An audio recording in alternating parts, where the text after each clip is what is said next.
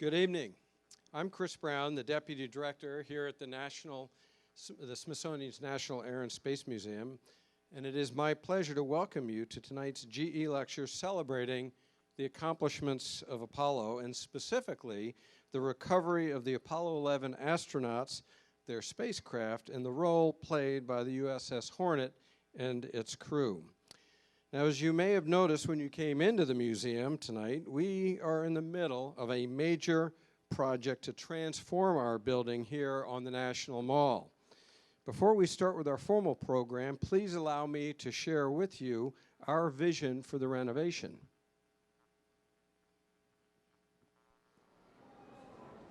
It begins with a spark.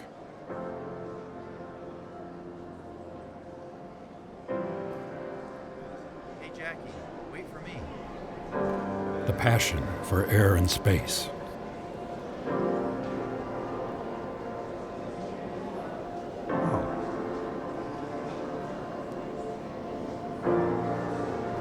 Why don't you take it? You look better on you anyway.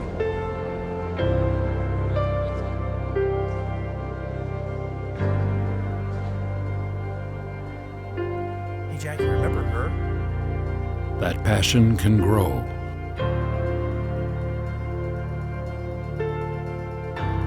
Lighting the way forward for a lifetime.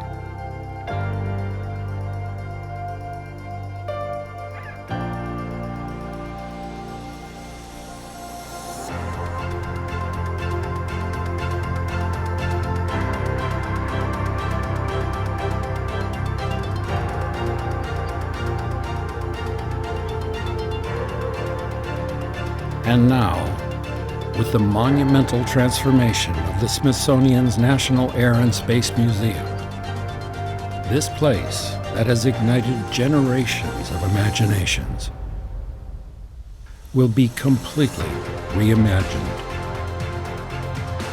inside and out.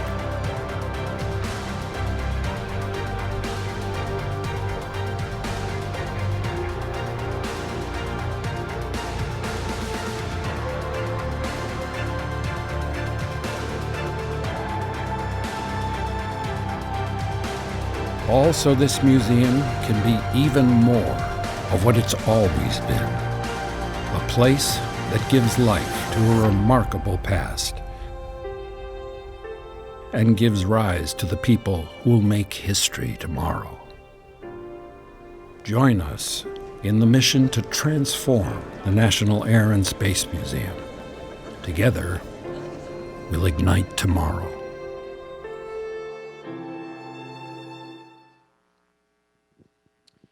Yes, that's Harrison Ford that assisted us in that.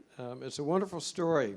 And when we have finished redesigning and updating all 23 of our galleries, the new National Air and Space Museum will tell the transformative stories of aviation and space in new ways to new audiences, allowing us to reach further than ever before. We are a year into this multi-year renovation, but don't worry, we'll be staying open throughout the whole project. So we invite you to continue to visit and attend events like this one, even if you witness some gallery closures inside the building and see cranes and construction fencing on the outside. The GE Aviation Lecture Series is the museum's longest-running sponsored program. We've hosted more than 150 lectures since 1982. Thanks to the support of GE Aviation, we have been able to provide access to these programs free of charge, both for those attending in person and more recently for audiences all over the world via our live webcast and social media. Representing GE Aviation in the audience tonight is Tom McGovern, Aviation Program Executive, Government Affairs and Policy, GE Aviation. Please join me in thanking Tom and his team for their continued support of America's favorite museum.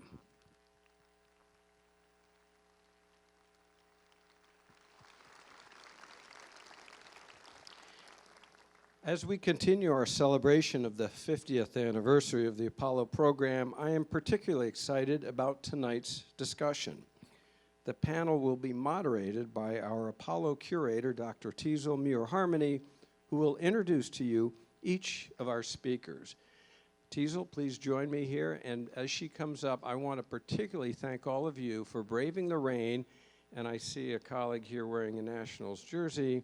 I know there's a game being played, so this is a particularly wonderful group. Thank you for taking time tonight to join us. Teasel. Thank you, Chris.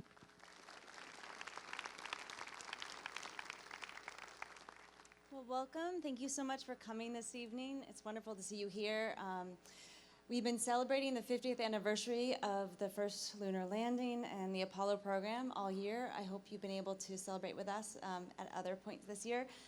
In 1961, President Kennedy laid out a very bold challenge, and you probably know what it was. So, to send humans to the moon and return them safely back to Earth.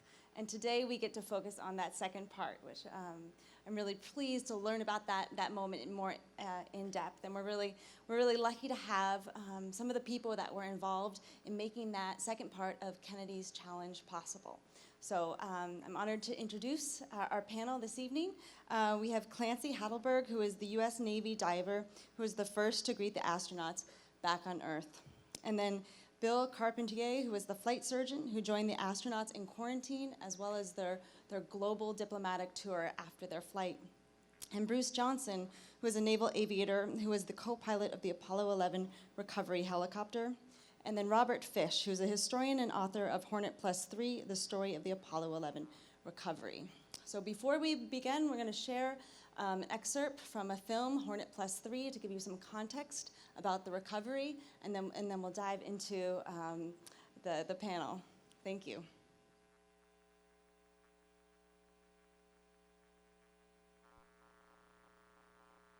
It was quite dark and overcast when the command module was sighted by a helicopter as it came through the clouds. Because of the high sea state, the module took a stable 2 position, that is, inverted. Helicopter stood by for about 6 minutes until the astronauts inflated the righting balloons. This brought the command module into a stable 1 or upright position. The delay was to ensure that the module had cooled completely. The first man into the water took a sea anchor, which was attached to the command module to help stabilize it. The next man had the flotation collar, which was placed around the floating space module. This reduced the rolling and later provided a working platform for the frogmen. This whole evolution took less than 3 minutes, which in this high sea state attests to the efficiency of the swimmers. The biological isolation garments were then lowered to the frogmen from the helicopter. The decontamination swimmer put his on first, then the raft was pulled to the command module. He conducted a decontamination of the outside of the module and assisted the astronauts into the raft for helicopter recovery. Meanwhile, in Hornet, we proceeded to the command module, timing our approach to arrive after completion of decontamination procedures, but before the astronauts were hoisted into the helicopter. As the astronauts climbed out of the capsule, they and the decontamination swimmer completely decontaminated themselves and the raft using a chemical solution. Throughout this period, Hornet remained upwind of the module. After decontamination was completed, Helicopter 66 moved into position to pick up the 3 astronauts. This recovery also took about 3 minutes to complete. The astronauts wore flotation gear, and the frogmen were standing by to protect against any mishap in the water. After the breathtaking exploits in space had been completed so efficiently, we were determined to accomplish our part of the evolution safely. The pilots of the helicopter were completely isolated from the astronauts so that there would be no danger of contamination. The swimmers were on 100% oxygen with their scuba gear and therefore were also isolated. Every precaution was taken to protect the outside world from any possibility of contamination by moon germs. The net used here, called a Billy Pugh net, is made by a company in Texas. It is the standard Navy rescue net. Helicopter 66, prior to the Apollo 11 mission, picked up Apollo 8 and Apollo 10 astronauts and later made the Apollo 12 and 13 recoveries also. As the recovery progressed, the sea state and the wind abated. This made the task a little easier. The basic considerations were darkness and overcast. For this reason, the helicopters were stationed so as to minimize any danger of being struck by the descending command module. The carrier, as mentioned, was stationed upwind of the predicted splashdown point. These precautions were necessary because of the danger of contamination to anything downwind from the module. The actual splashdown was 1.9 miles short of the predicted target position. The President viewed the recovery proceedings from the flag bridge and was as pleased as we all were when Helicopter 66 landed safely on the Hornet flight deck. Prior to landing, she had received a clean bill of health from the team of doctors acting as contamination referees.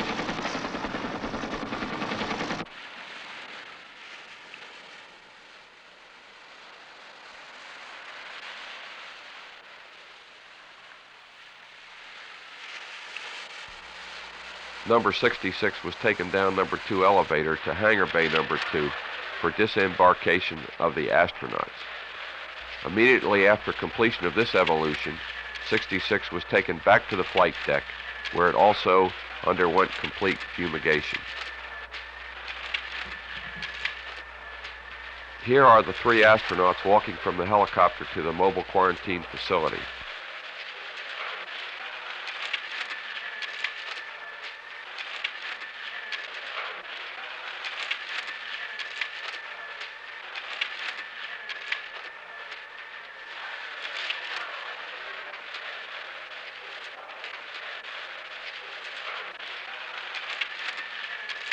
After the astronauts had left the helicopter, the NASA doctor ensured that further contamination could not result by spraying the entire area. A 40-minute waiting period was then observed prior to arrival of the presidential party. Shown is Dr. Stalkin, head of the NASA team. Admiral McCain, Commander-in-Chief Pacific, and Admiral Davis, Commander of Pacific Recovery Forces, joined Secretary Rogers and Dr. Kissinger while preparations for the President to talk with the astronauts were completed. After decontamination on the hangar deck, a blue carpet was placed in front of the mobile quarantine facility. The presidential seal was affixed in anticipation of the chief executive's arrival there. After the astronauts had completed their preliminary physicals and been declared in the best of health, and hangar bay decontamination certified, the President and his party came down to greet them. President Nixon waving to the astronauts. The curtains have been drawn. And there they are in the rear window. The President signaling for applause from the crowd. Astronauts gather in the window. Neil, Buzz, and Mike, I was thinking as you know, as you came down, and we knew it was a success, and it had only been 8 days, that this is the greatest week in the history of the world since the creation. Frank Borman says you're a little younger by reason of having going into space. Is that right? Do you feel that way, a little younger? We're a lot younger than Frank Borman. There he is over there. Come on over, Frank, so they can see you. They take that lying down? Are they young? It looks like he has aged in the last couple of weeks. Come on, Frank. Mr. President, the one thing I wanted, we have a poet in Mike Collins, and he really gave me a hard time for describing your words, fantastic and beautiful. And I counted them. In 3 minutes up there, you used 4 fantastics and 2 beautifuls. And I think it would be very appropriate if Chaplain Pierto, the chaplain of this ship, were to offer a prayer of thanksgiving. Chaplain, thank you. Let us pray. Lord God, our Heavenly Father, our minds are staggered and our spirits exultant with the magnitude and precision of this entire Apollo 11 mission.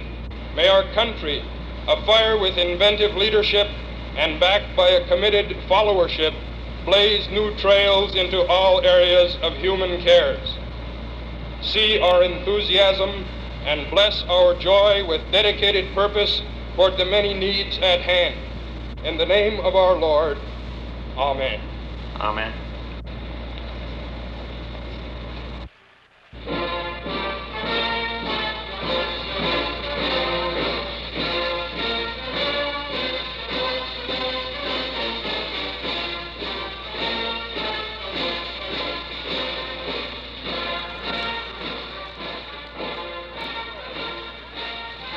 At the conclusion of the ceremonies, the President returned to the flight deck.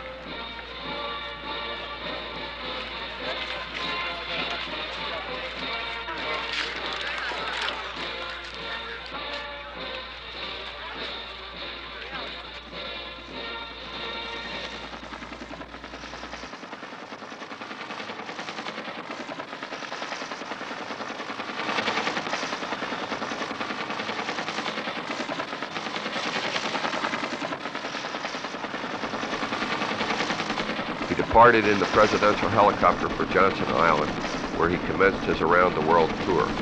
His helicopter had been kept in readiness during his entire visit.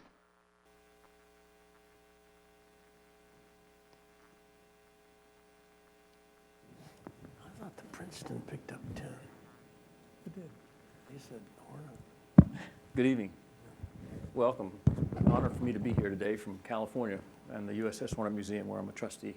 And today, of course, we're gonna actually add some more information to the video that you just saw by discussing this with the people who actually did it, some of the people you saw in that video. What we're gonna do is go through it, PowerPoint briefing first, and afterwards there'll be some Q&A. So if you got some questions, just hang on to them and we'll be glad to answer them. One of the things you saw in that video which was narrated by Captain Carl Seiberlich, who was the captain of the Hornet and commander of all the recovery forces in the Pacific, was this discussion about moon germs. Well, the Navy had recovered many Mercury and Gemini and a couple of Apollo missions before, but this one was different because it was the first time humans had ever landed on another planetary body. And so we weren't really sure what to expect. And part of that was in the way of lunar pathogens. Could something come back from the moon that could possibly cause a problem in our biosphere? So we had to address the back contamination issues with some type of a quarantine issue, a solution, if you will. Second, another complexity that was unusual, for the first time ever and only, a president of the United States was going to be on a ship. So you might imagine that there's a few extra problems with that, like for instance, Secret Service coming on board and vetting every one of the sailors and all the personnel on board, and then restricting access to various compartments. Wherever the president walked, there were only certain people who could go and be available to have access to him, if you will. So that caused a lot of chaos. Third, of course, I would say intense media pressure is probably making a small statement. The entire world was watching the Apollo moon landing. 500 million people were watching on TV. There were 240 members of the press that got onto the ship and went out to the splashdown area. And many of these had never been on board any ship before, much less a US Navy combat vessel. So we had to use extra care in all these areas. And so you saw up there perhaps the bed sheet that said Hornet +3 or the sign over the mobile quarantine facility, Hornet +3. Captain Seiberlich, that's his safety model. That's what it meant. We are leaving Pearl Harbor with all the complement of the Hornet's crew, Hornet, and we're coming back to Pearl Harbor +3, the 3 astronauts. So safety was the #1 issue. Now let's start with the moon germ. The special issue, in the past, people, Apollo, Gemini, Mercury astronauts had just gotten out of, been recovered by helicopter and then stepped onto the flight deck and everybody shook their hands and said, happy to have you back from your orbital mission. Excuse me. This time that couldn't happen. And so they came up with, there's 2 things here that Captain Seiberlich talked about that you should know about. One is the biological isolation garment, which you can see on the left up there. And that's a complete toe to head covering with its own respirator and everything to biologically isolate the astronauts from our biosphere.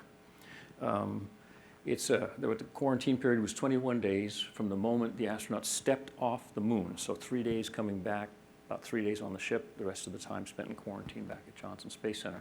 For the moment that they were recovered from the command module to when they landed on the ship, they had to wear these big suits. The second part is once they were on the ship, we had to protect the ship's crew from all these lunar pathogens, these awful moon germs. So therefore, NASA created a concept called a mobile quarantine facility. And yes, it's based on an Airstream trailer. Don't know if any of you have Airstreams, but obviously you recognize that beautiful silver shell. And so what they did is they went into the MQF, if you will, afterwards, and they spent the rest of their time in the MQF. So we're going to delve into some of these things with the people that actually did what we just talked about. Let me first tee up Dr. William Carpentier, to my left. He was the flight surgeon for Apollo 11. He was the man. And so to prepare for Apollo 11, we had to make sure the big suits and the mobile quarantine facility program would work. So in March of 1969, Bill and a few NASA volunteers went out on the USS Guadalcanal for a sea trial, and it happened to be the same time they were going to recover Apollo 9. And so they were there walking around in big suits, getting into the MQF, investigating what was going on, doing whatever they needed to do that Bill's going to talk to us about here in a second. But it was really funny because then Apollo 9 was recovered, so the Apollo astronauts were standing outside the MQF looking in at the NASA people playing Apollo astronauts. So, Bill, if you want to, can you tell us a little bit about what the evaluation was? How'd that go? Well, during the Gemini program and the early Apollo programs, my main job was conducting pre-flight and post-flight medical examinations on the flight crew. I had a team of physician specialists and investigation scientists that helped out, but because of the quarantine of Apollo 11, I had to develop a program that I could do by myself inside the MQF with the investigators on the outside recording the information. Now, because we needed to make a full end-to-end simulation of the recovery so that we could make sure we could fine-tune and all of the medical investigations that had to be done, and that we could follow the medical procedures that had to be followed to ensure the quarantine was performed correctly. And this photograph shows the 3 volunteers that agreed to be test subjects. And you remember maybe in the movie where Captain Cyberlick said it was a medical team that was doing all this. Well, there's the medical team right there. Next up, in order to perfect the actual recovery protocol itself when the astronauts were getting out of the Apollo command module, NASA held a dress rehearsal in the Gulf of Mexico. So it was a full-up dress rehearsal with a boilerplate called BP 1102. If you're enamored with boilerplates, this particular one in that photo is out at Udvar-Hazy right now. It is a Smithsonian exhibit and a very cool boilerplate. So it was the water egress training boilerplate. They tested the big suits, they tested the protocol, they tested the recovery techniques. They went through the whole thing to make sure that the protocol would work. In this photo, well, one person went there to work with them, and that was Clancy. In this photo, that's actually Clancy Hatteberg, right here, who's in his biological isolation garment, the green gown, holding the hatch open and helping the astronauts out into the raft one by one. Now you can see that they've got some orange things on. You probably saw that in the movie. Those are just water wings. If you had a kid who wanted to jump in a pool and learn how to swim, you'd give it to them and they'd jump in the pool and hopefully learn how to swim. Why they're used here is because the astronauts were in their big suits, and if they fell out of the raft into the water, they would have drowned, unless the UDT guys got there first. So anyway, Clancy, tell us about the training down there in the Gulf of Mexico. Well, What'd you think of it? Thank you, Bill. I was out on the USS Princeton for the Apollo 10 recoveries when I got called back to Houston to train up for the decontamination procedures for Apollo 11. And here you can see me out in the Gulf of Mexico there practicing with the astronauts. Now, I never got a chance to meet any of them except finally at the gold medal ceremony back here in Washington, D.C. But unknowingly, I did get a chance to talk to one. In the dawn, we were on this diving barge that was going to act as a support craft for the practice, and I was leaning over the gunnels when a gentleman came over and started to talk to me. Now, you know how 2 guys are when you know, they don't know each other, they don't really look at each other, they sort of talk to their feet. And this gentleman, we were talking, he said, you know, he always wanted to be a frogman. And I said, well, you know, I always wanted to be an astronaut. And then he said, well, gotta go. And he left. And I didn't know who he was. But when we were out there practicing, you can't tell who's who, except you can see their eyes in the mask. And I looked there and I said, oh my gosh, I was talking to Michael Collins. Imagine that. We were talking about trading places and we never did. Thanks, Clancy. And by the way, Clancy's a combat veteran from Vietnam. He had been in the war prior to doing this mission, so he deserves a round of applause.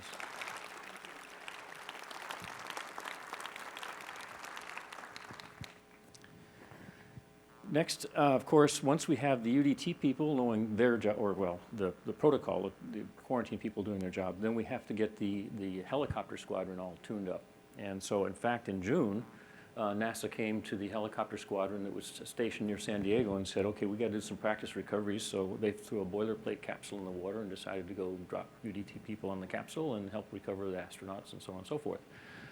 This is where Bruce Johnson comes in, because Bruce was the co-pilot for the astronaut helicopter recovery, number 66. And if you haven't heard that number before, just remember it, because everybody calls the helicopter 66. It did a number of recoveries.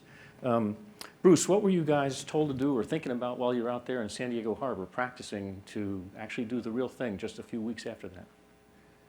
Well, of course, we were practicing to do the real thing, so we did everything as though it was the real thing. We practiced it in the morning, midday, even into the evening at night, in case there was something that had gone wrong and the capsule had come down during the night. I know that we did at least 6 missions in the San Diego Harbor before the ship left to steam out to Hawaii. And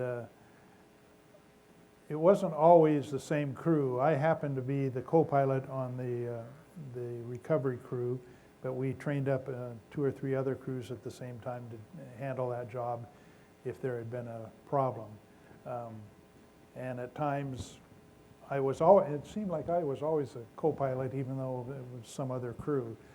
At times I got a little tired of practicing, but in the end, it all paid off. Yes, it did. Yes, it did. How old were you at that time, Bruce? I was 25 years old, and actually this picture of me up here is about a year after the recovery. So the only reason I know that is I'm a lieutenant in this picture. During the recovery, I was Lieutenant JG, and I have a full mustache. And I lost half my mustache on the Apollo 11 mission when we crossed the equator. My commanding officer didn't like it, so he shaved half off, and then I ended up shaving the other half off. For those who don't know, there's a special ceremony in the Navy for crossing the equator, and it involves a lot of evil things. Floggings and water torture and mustache shaving. And the only guys who got away with not doing it were the news anchors who didn't want to go on TV with their hair all screwed up with grease. So Bruce mentioned that, in fact, the Hornet sailed to Hawaii. So this is as close as we get to orbital dynamics. The Saturn V was launched out of Kennedy Space Center, and the command module did 1 full revolution of the Earth, and that was so the astronauts could stow their gear and get ready for what's called the translunar injection, going to the moon, TLI. But because of orbital dynamics, we wanted to land on the near side of the moon in the morning on the equator. We had to take off or get into a lunar orbit from the farthest side of the Earth. And I'm just not going to explain it other than say antipods. And so the reason for all the action taking place in the Pacific is because we landed on the near side of the moon when we got there. And so there was 1 revolution around the Earth. They stowed everything. On the 2nd revolution, everything looked good, so they would go for TLI, or translunar injection. So the Hornet was out there waiting to help them. And so let's talk about that for a second. Everybody's got this orbital mechanics stuff down, right? So Pacific is what we're talking about, where the action was. Now, the Hornet, it may sound funny, a lot of people had political commentary about why the USS Kennedy wasn't selected, you know, because it would be so cool because he'd been the guy who made the challenge in '61. But the Kennedy was undergoing sea trials on the East Coast at the time. It would cost the taxpayers millions and millions and millions of dollars to try and put the Kennedy out in the Pacific. In the meantime, the Hornet, a World War II aircraft carrier, had done a third tour of duty off of Vietnam.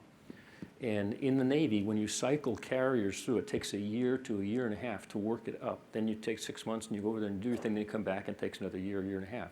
So all the carriers on the West Coast were busy, involved with the Vietnam War in one way or working up to go out there in another way. The only carrier that was operating independently, doing carrier qualifications, doing some other training and stuff, anti-submarine warfare training, was the USS Hornet. So that's why she was selected. Now, I'd like to say, I mean, it is a famous name. It goes back to the second ship in the Revolutionary, Navy was Hornet. So this was the 8th Hornet in the U.S. Navy, so its heritage helped. But it really was just an easy selection. NASA wanted an aircraft carrier. The only one available, according to the Navy, was the USS Hornet. So CVS-12 was selected to do the recovery. Back to the Pacific for a second. So the goal was to get out to Hawaii. The ship would sail to Hawaii, would load on board all the NASA material and other things like that. And then for launch day, it would sail south to the equator. And if you look closely, you'll see the blue over here. A blue thing says USS Hornet TLI abort Jarvis Island. And so that's where she was stationed on the day that the Saturn V was launched. So if there had been a failure to launch, failure to get into orbit, or an abort on the TLI injection, the engine injection, the Hornet would have recovered it down in that area of the Pacific. Now, when they finally did fire the engines, you'll see a green line. So when they fired the translunar injection engine, it was basically over right in here in the Gilbert Islands. And those of you who were in the military or World War historians, it wasn't that far from Tarawa, the famous Battle of Tarawa. If you were on Tarawa, 45 years later than in the battle, you would have seen this thing take off over your head. And it actually entered lunar orbit just about over the Hawaiian Islands. That was exactly where the antipodal tunnel, if you will, went, going to the near side of the moon. And because it was gravity assisted on the return, we didn't have any propellant that went up with it other than some little RCS, little thrusters and stuff. We used the Earth's gravity to bring the Apollo 11 command module back from the moon, which meant it had come back basically the same way it went. So it's not an accident that these two lines up there are lined up and the entry point into the atmosphere is the same as the exit point from the atmosphere. It's all part of this orbital dynamic stuff. But basically, the Hornet was down there on the equator, and for the 8 days of the Apollo mission, it just kind of ambled northeast, or I would say strolled or cruised, or something unnaval-like like that. Now, on the 16th, we all know, right, 9:32 a.m. East Coast time, the mighty Saturn V roared off the launch pad at Kennedy Space Center. I would just like to say I grew up in Florida. I didn't see this launch. I was in the Marines in Okinawa at the time, but I was there for a couple of Saturn V launches. If you've ever been through an earthquake, that's what a Saturn V launch is like. It's even better than the space shuttle. The ground shook. I lived in Orlando, and the ground shook when this thing took off. It's a very, very powerful rocket. It got your attention. So they went up and they did the first orbit around the Earth, and then they took off for the moon. Now, of course, not really sure what happened up there. Something happened. These some guys, strolling around the moon, picking up 47.5 pounds of moon rocks, and basically moving humanity, the giant step forward that Neil Armstrong talked about, moving humanity forward into the stars, into the heavens, becoming a whole new, adventure, if you will, for mankind. While they were doing that, though, back down here on Earth, the Hornet was doing simulated recovery exercises, 26 of them. As it ambled northwest, they did 26 simulated recovery exercises using a boilerplate. And it would drop the boilerplate in the water from the ship, and then the ship would sail away, and then the helicopters would load the UDT team in it, and they'd fly out, and they'd drop down in the water and do the recovery of the boilerplate, if you will. And I normally am not going to steal Clancy's thunder, but I will tell you one story. One time, the ship decided to test the boilerplate, the practice, right after lunch. And so they got the boilerplate in the water. They started sailing off. Well, at lunch is lunch, and the scullery, of course, cleans the plates after lunch is over. So the guys down in the gallery who were sculling the plates, cleaning the plates, were dumping all the rest of the food over the side. ship sails a few miles away. UDT guys get in. They come helicoptering over, and they jump in the water, and all of a sudden one of them is just waving like crazy. The chopper guy, bring us up, bring us up. Well, 4 guys got in a one-person Billy Pugh net. They zipped them right up and said, what's the problem? And the guy says, sharks. And the first thing written in the cruise report when it was done was, do not hold a Simex right after lunch. So Clancy, what did it feel like to go out there and do all this testing and training and jump out of that helicopter so many times? Well, I never saw the sharks that day. But in any event, as Bruce mentioned, we were practicing morning, noon, and night over and over and over again, and we got very good at it.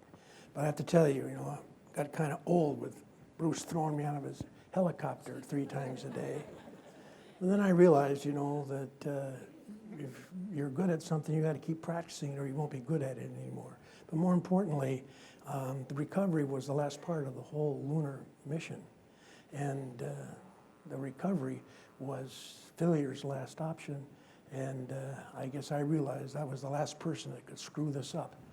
So I got very serious and practice to live the procedure every step in my head, every minute of the day. A lot of work, a lot of jumping. So after all the practice, after 8 days, all of a sudden the command module comes back into the Earth's atmosphere. Now it was 5:40 in the morning. It was cloudy, it was dark, and the Hornet had to stay 12 miles away because the President was on board and we didn't want to get him covered with moon germs. So very few people on the Hornet actually saw the recovery, and there's almost no pictures. There's no really recognizable pictures taken. One UDT person did get a shot from a helicopter, but it's very, very dark, hard to see. As mentioned in the movie, the command module came down. They were unable to cut the parachutes quick enough, so the wind billowed the chutes and turned the capsule in a stable 2 or upside down position. There's some, I think you can see them. Yes, you can see 2 little white bags on the left side of the capsule. Those are called righting bags. They were filling with air, and the capsule was righting itself, and after 7 minutes, it was upright. But in the meantime, the helicopters had to keep track of what was going on and be prepared to take some action in case the bags failed, if one of them blew and it couldn't right the command module. So the helicopters were on the scene, even though the Hornet was 12 miles away. Bruce, what was it like to be out there? Well, it was early in the morning, so actually the position that our helicopter was right over the Hornet, and so we didn't see it come down. But there were 2 helicopters 10 miles apart on the axis that it was supposed to come in on, and the one that was farthest downwind was the one that spotted the capsule coming down. So then everybody converged on the one spot, and actually one of my major jobs was to try to control the placement of the helicopters to make sure there wasn't that we didn't have a collision right over the top of the capsule. And the other thing that we were concerned with, the reentry of the capsule, when it comes through the atmosphere, the first thing that happens after it burns its way through is there's 3 very smaller but very significant heavy-duty parachutes that came out. They were called drogue chutes, and they're connected to the capsule with quite a few feet of steel cable. And that's to slow the capsule down and get it to where it's falling straight down. And then they blow off, and the main chutes, 3 main chutes, come out.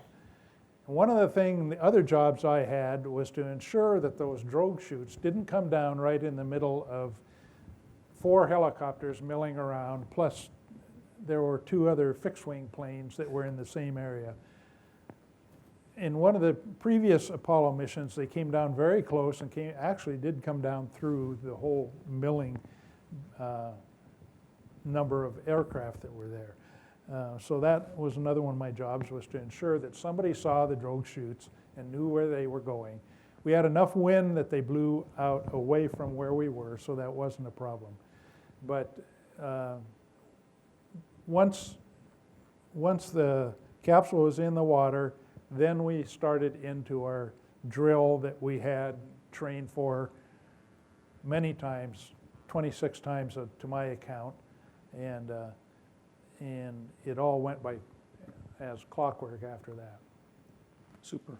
One of the things to remember, again with the parachutes and the fact that they could billow, is the rotor wash from a helicopter. If you're not careful, it could get underneath the chute, billow it, and now all of a sudden you've got a helicopter in the water as well as the capsule. There was some tremendous risks involved in this, and these guys are so professional, they made it just look like another day in the park.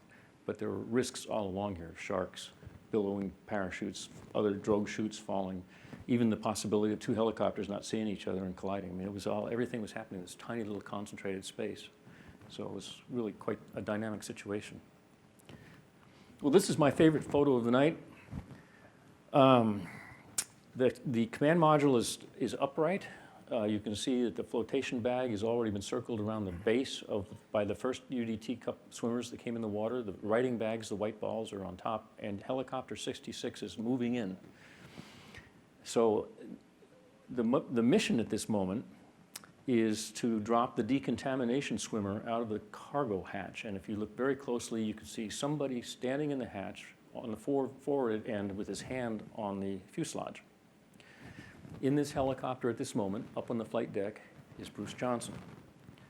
The guy standing in the cargo hatch getting ready to jump into history, Clancy Hatteberg. Behind them both, waiting to his turn to get involved, is Bill Carpentier. In this helicopter, these three people. So starting with Bruce, how'd you feel at this moment when you're getting ready to actually start the recovery of the astronauts? Well, this was probably my big moment in that I was responsible for letting the pilot know what our altitude was off the water. We were supposed to drop Clancy out at 10 feet with a 10-knot forward airspeed. And we had the 10 knots, but maintaining that 10 feet in the sea state was down, so it wasn't bad. But at times we had tossed Clancy out a little bit higher than 10 feet. At least he claimed we did. But as you can see in this picture, the tail wheel's almost in the water. So I remember reading out altitudes, and we had a very accurate radar altimeter. I remember reading out altitudes, and we were down at 10 feet, then we were at 8 feet, then we were at 6 feet, and then we were back up to 8 feet. And he admitted today when he left that he just stepped out and he was in the water. So we must have been closer to 6 feet than 10 feet. Right, Clancy? What do you think, Clancy? I was thinking, what's wrong with this picture? No. Actually, as I mentioned, I was living my procedure here. So normally my first thoughts would be exiting the aircraft, the helicopter.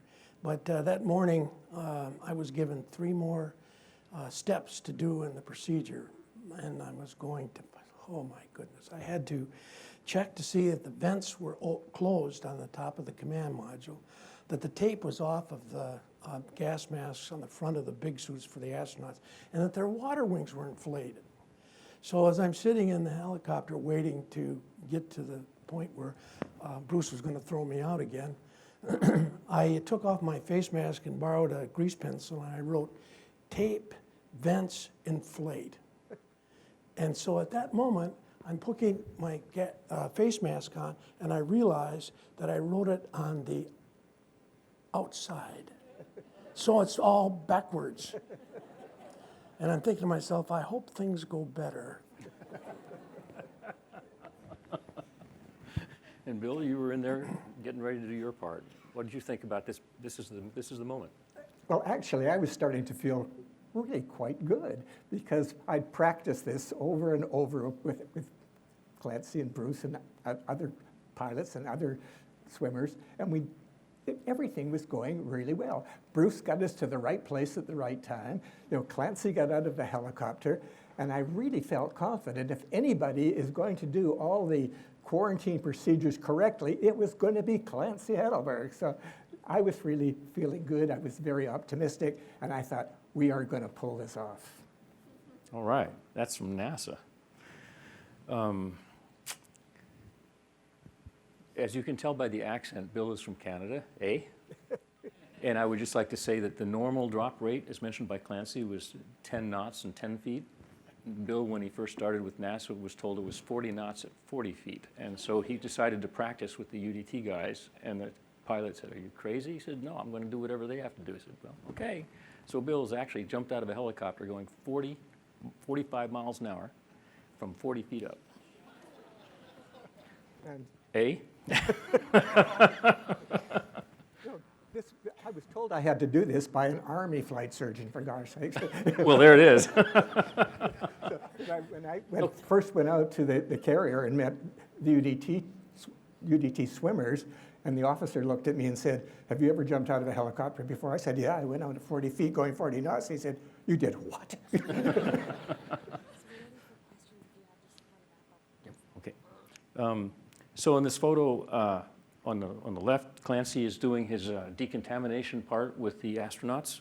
They're in the raft, and to the back end of the raft, and Clancy's working on them right now, is Neil Armstrong, and the next one up with the white mitt on his hand is Clancy with the wash mitt. Further up in the middle of the raft is Mike Collins, and in the front is Buzz Aldrin. Once all the astronauts were seated in the raft, they were wiped down with the decontamination solution. And then the big suits, because they put them on inside the command module, they'd gotten lunar dust on them. So they had to get the lunar dust wiped off. And then, of course, Clancy had some on him, so they wiped Clancy off. What did you think at this point? You were thinking pretty good? Things are going well? Oh, yes, I was. And as I mentioned twice before here, I was living my procedure. And so my first step after the astronauts are starting to egress is to make sure they can get into the raft correctly. Well, the first astronaut out stuck his hand out. He wanted to shake my hand. So I'm going, this is not part of the procedure. But, you know, I put my hand out and I shook it, and then he said, through his gas mask, you know, it's unintelligible. Well, as a Navy trained man in the midst of a procedure, you repeat back exactly what you heard. So there I go into my gas mask. I always thought, what do you suppose was said? And we always thought it was Buzz Aldrin that was the first astronaut out of the command module. And it wasn't until Bob took some of the footage off of the recovery just a year ago and did a smart thing and zoomed in and read their names off of their big suits. And the first person out was Neil Armstrong. Imagine that. I had a chance to shake his hand, but we never found out what he said. Once Clancy finished doing his job, then it was time to lift them up into the recovery helicopter. And so on the right, you can see the helicopter and with one of the astronauts in the Billy Punnett, and on the left, that is actually Neil Armstrong heading up into the helicopter. Once inside there in the helo, they were verbally checked about their physical condition by Bill, basically just a thumbs up kind of thing. And then Bruce was maintaining altitude and making sure everything was right. Any thoughts? Well, at that point, we knew things were going well, and it wasn't going to be long before we headed back to the ship to take the three astronauts back. But things were smooth, and we were really feeling good at this point. Bill, yourself? Because this was one of the most memorable points in the recovery for me, because they came up in the Billy Punnett one by one. I helped them get out of the net, and each one as they came out gave me a nod and a thumbs up. My life was complete. You knew they were going to be safe at that point. As the helicopter came back to the Hornet, President Nixon and the NASA administrator at that time, Thomas Paine, watched from Flag Bridge. They saw the entire recovery and return, and this photo shows Helicopter 66 landing on the Hornet's flight deck. I'll skip to the next. What? So actually, it's time for questions. Oh. We only have 10 more minutes left of the evening, so okay. If people have questions, please come to the right side of the theater, and there'll be a microphone right here.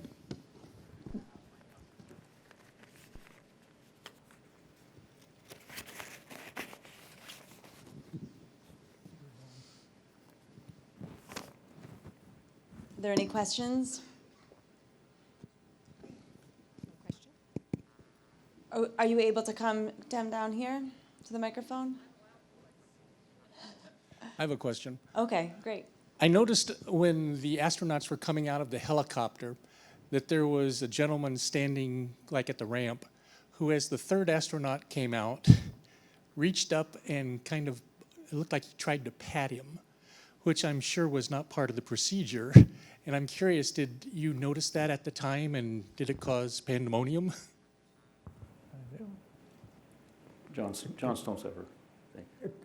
I don't think he was a recovery engineer, and he knew he wouldn't touch any astronaut. No, there was never any concern that everybody, it was a wave, I guess, but it wasn't anything that anybody would do to touch anybody, no.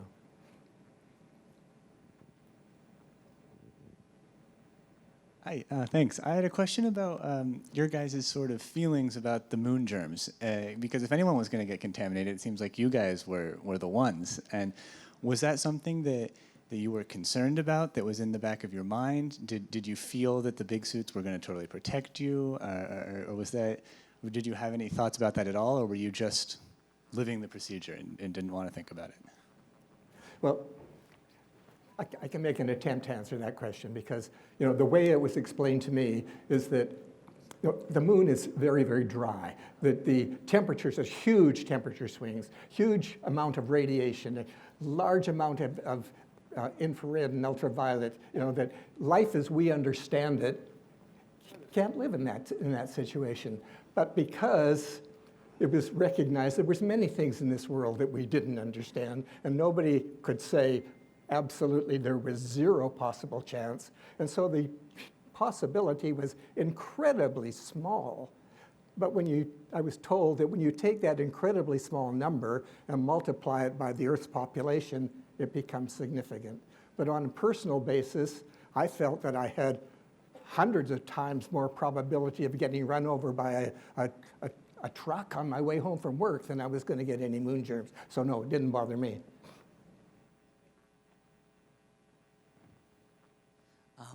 Hello. So when the procedures were drawn up, I guess, for this, and specifically here I'm referring to, for example, the quarantine time of 21 days, what was sort of the decision process behind picking how long the astronauts should have spent in isolation, and a lot of other safety precautions, since you didn't really know what they might be bringing back? All these decisions were made by the Interagency Committee for Bat Contamination, which include many departments in the government and many scientists, and it was agreed upon that if anything significant was there, it would show up in 21 days. And so that's what I understand, was why they chose 21 days. But I wasn't part of the making those decisions. Hi. Would any of you actually like to be on the Apollo 11 as an astronaut? I can't think of anybody who wouldn't. Well, I know that Clancy attempted later to become an astronaut, so I'm sure he would have loved to have been on that Apollo 11 mission. And I personally would have loved to have been up there as well. Did you hear me? Oh, okay. What were they spraying behind them? It looked like they were exterminators. Glutaraldehyde. What? Glutaraldehyde was what they were using to spray the deck after the astronauts walked across it. What's that? A disinfectant. It's a disinfectant, and they used Clorox out on the rafts to wipe the moon germs off, the big suits, if you will. Thanks. Hello. I'm wondering about your 21 days in quarantine and what kind of physiological data or different things were looked at for these people who are coming back from the moon. Well, there was a number of medical tests that we were doing pre- and post-flight on all flight crews.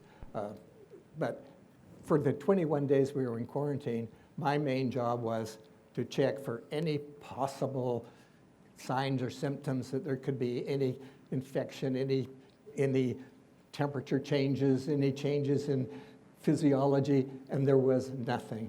And the lunar material was exposed to it was cultured in many, many different media and many different atmospheres. It was exposed to mice and to fish and to plants, and there was no reaction to anything in anybody.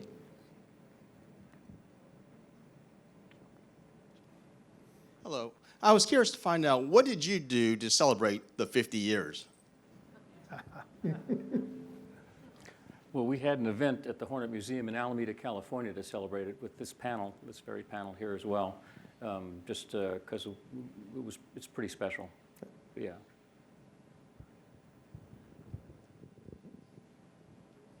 So I'm going to go out on a limb and guess that this is one of the coolest things you've ever done in your lives. But I'm curious if there was anything about this experience that might have changed your perspectives, how you viewed things, because there's a lot of, the obligatory quotes for people who've actually been on the moon about how you gain a new perspective on life. And I was curious if, in your arguably just as important role, there is something that you carried on from that day. Well, for me, I think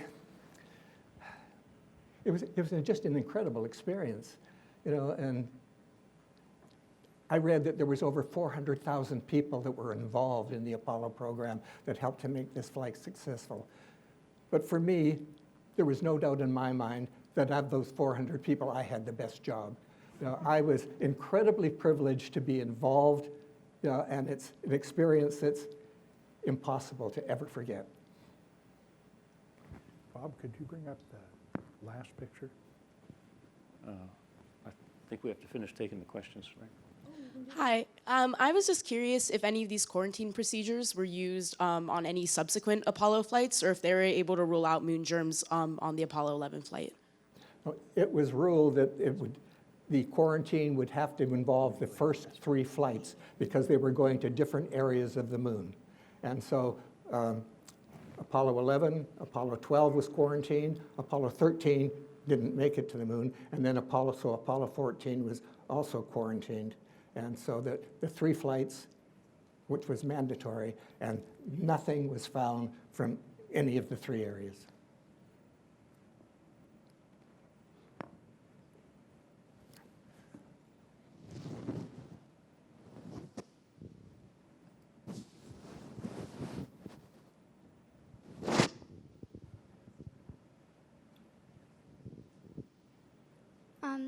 I was wondering if anything happened when in quarantine, when you were with them in the quarantine.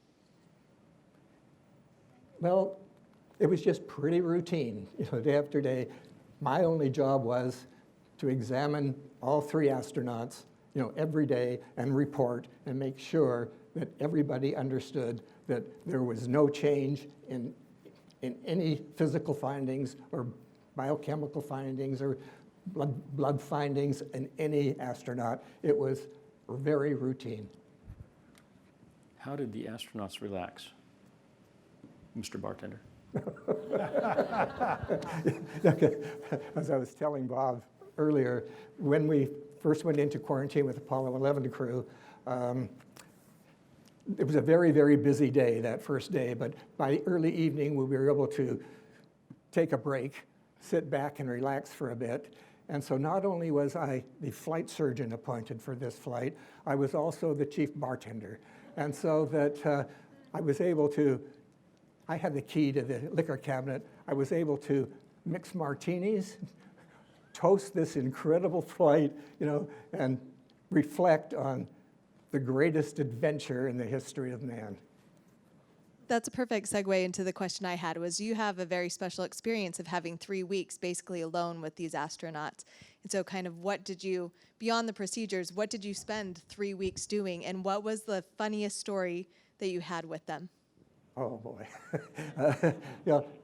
It was fairly routine. You had to give reports. There was press conferences to do. We had a pool table, we had a ping pong table, so we were able to pass the time, but it was, from my point of view, for what I had to do, it was just standard physical examinations and till we got out. And it wasn't until after the quarantine was over that excitement happened because they went on a diplomatic tour around the world, and I got to go with them.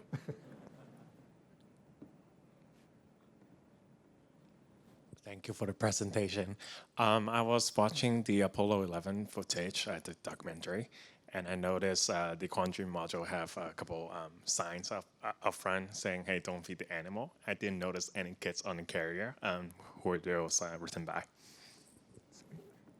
There was a sign. Once the guys got into the MQF and the door was closed, NASA put a sign on it saying, "This is an official U.S. government quarantine station, do not approach." And there was a 5-foot or so field that nobody could go into unless they were associated with the quarantine program. But it was we didn't get to the sign putting on part, but it was there. Do not feed the animals.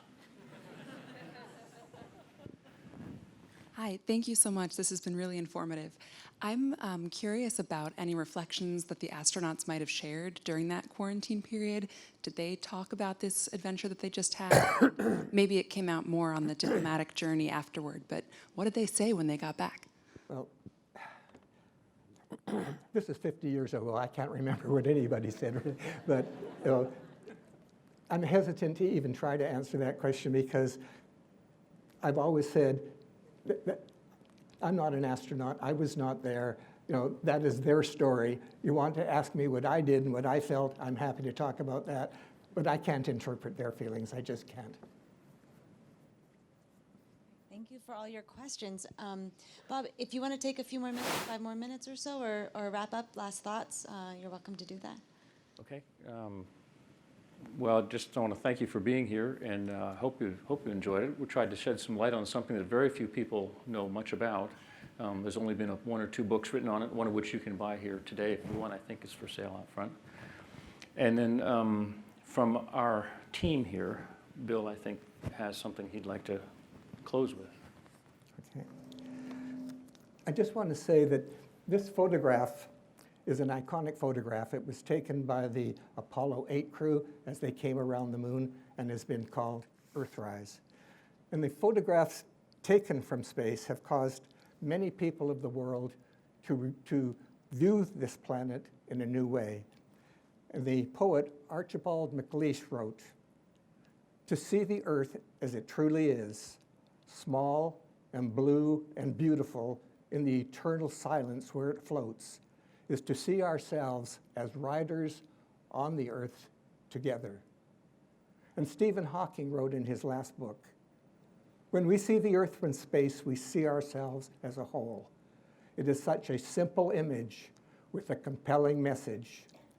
One planet, one human race." Thank you. So we hope that the Apollo 11 program inspires everybody for the future. Thank you.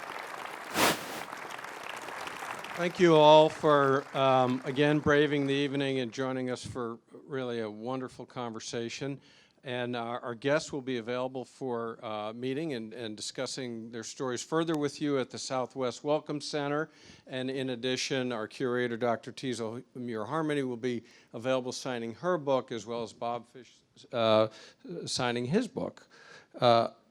Everybody here. So do us a favor. Don't all come down to see him here, or they'll never get down to the counter. So enjoy the rest of your evening, and if you'll exit the theater up the stairs and out, the sooner we're able to do that, the sooner we'll be able to get our guests down to the Southwest information counter. Thank you all so much for coming tonight. Enjoy your evening.